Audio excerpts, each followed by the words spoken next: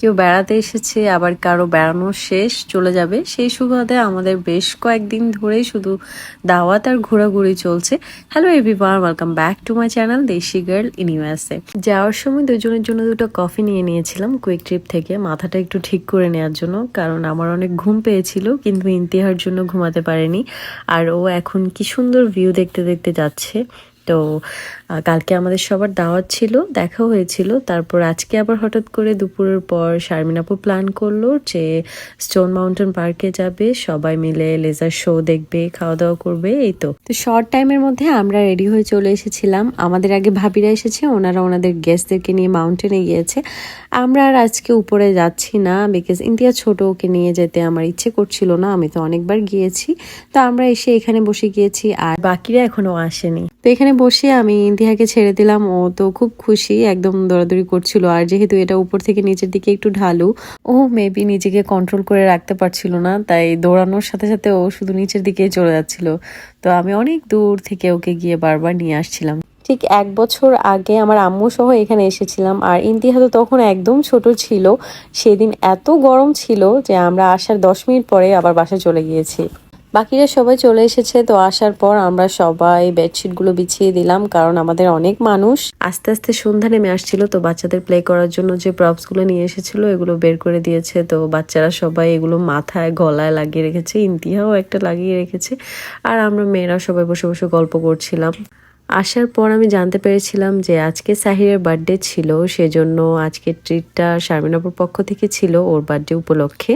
সালমা ভাবি, মাসুদ ভাইরা পিৎজা নিয়ে এসেছিল, তো আসার একটু পর বাচ্চারা সবাই হাংরি ছিল, তাই সবাই পিৎজা খেয়ে নিচ্ছিল। আমি পিৎজা খুব একটা পছন্দ করি না, তাই সবাই এনজয় করছে আর আমি এই মোমেন্টটা ক্যাপচার করে নিচ্ছিলাম, কারণ সবাইকে এভাবে একসাথে দেখে খুবই ভালো লাগছিল। আর এখানে রানা দাঁড়িয়ে পিৎজা খাচ্ছিল, ও বারবার আমাকে ফোর্স করছিল, তো আমি এক বাইট খেয়ে নিয়েছিলাম ওর কাছ থেকে। এরপর লেজার শো শুরু হয়ে যায়, তো বাচ্চারা সবাই খেলাধুলা রেখে শান্ত হয়ে বসে পড়ে। ইন্তিহা আর আরফাজের আজকে ফার্স্ট এক্সপিরিয়েন্স ছিল লেজার শো এর, তো আরফাজ খুব এনজয় করছিল, আর ইন্তিহা লেজার শো এর সাথে সাথে যে ফায়ারওয়ার্কস হচ্ছিল সেটার ভয়ে ও ঘুমিয়ে পড়ে। আর এখানে বেসিক্যালি আমেরিকান হিস্ট্রি, তারপর মিউজিক, আর মিউজিকের সাথে লেজারের সাহায্যে বিভিন্ন অ্যানিমেশন করে দেখাবে। তারপর স্টোন মাউন্টেনে কি কি আছে, এরপর একটা স্টেট থেকে আরেকটা স্টেটে ট্রাভেল করার যে হাইওয়ে গুলো আছে ওগুলো দেখাবে। তারপর আবার কিছু ফেমাস ব্র্যান্ডের প্রমোশনও করে। এই তো তো আরো অনেক কিছু দেখাবে। আমি বেশি কিছু জানি না, যতটুকু জানি অতটুকু বললাম আর কি, ভুলও হতে পারে আমার।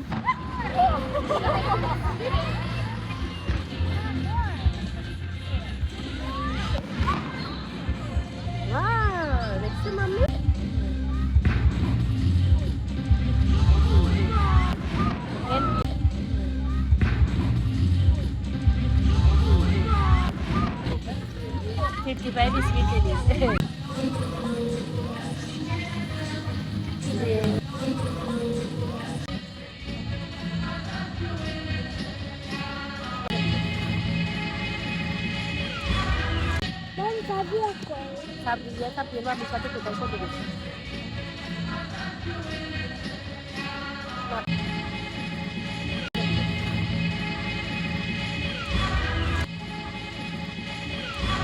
Oh, এটা তো আইলে।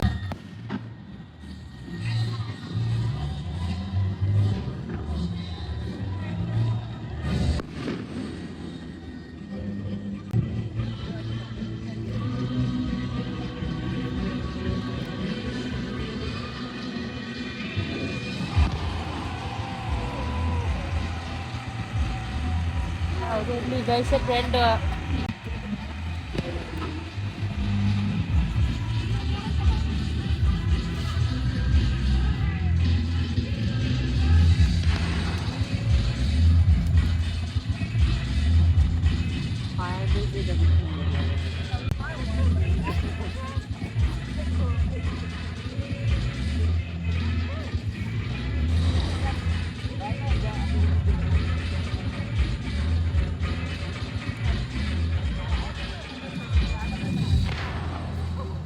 তো লেজার শো অলমোস্ট শেষ হয়ে আসছিল, আর শেষ হওয়ার সাথে সাথে কিন্তু সবাই বের হয়ে যাবে।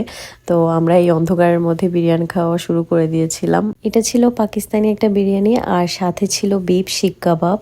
তো অন্ধকারে হলেও সবাই মিলে খেতে কিন্তু মজাই লেগেছে।